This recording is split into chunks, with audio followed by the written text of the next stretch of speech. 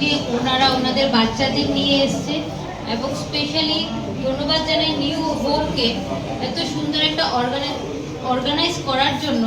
কারণ আজকে 3 December world disable day, but আমি মনে করি এই দুনিয়াতে আমরা যারাই জন্ম নিই সবার মধ্যেই কিছু না কিছু একটা কৃতিত্ব থাকে এবং তাদের একটা কিছু করার দিয়ে ভগবান এখানে পাঠায়।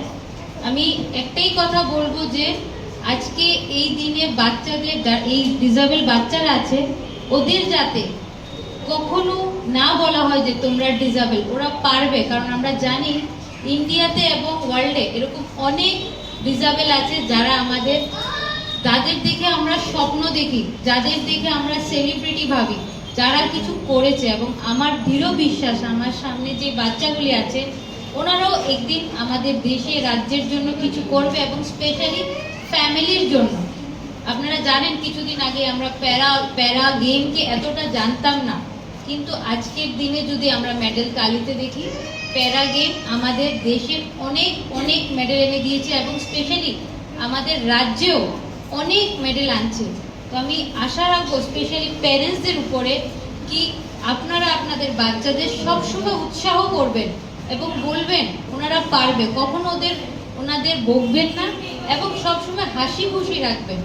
আর একটা কথা বলবো নিউ হোপকে এত সুন্দর একটা অর্গানাইজ করার জন্য এবং এত সুন্দরভাবে এই বাচ্চাগুলিকে দেখভাল করার জন্য। কারণ আমরা জানি এদের শুধু আদর চাই, আদরে অনেক বাচ্চারা এগিয়ে যায়। কারণ আমাদের অনেক প্যারা অ্যাথলেটরা আছে আমি যাদের দেখেছি যে ওনারাও কিভাবে স্ট্রাগল করে এসছে, বাট আজকে ওনাদের অনেকই উৎসর্গ করে চলে, ওনাদের মেনে চলে দেখে। কারণ কিছুদিন আগে আমাদের কাশ্মীরের ছিল যার দুটো হাত নেই দুটো পা নেই, বাট তারপরেও সে world cup record holder medalist এবং প্যারা অলিম্পিকও মেডেল নিয়েছে।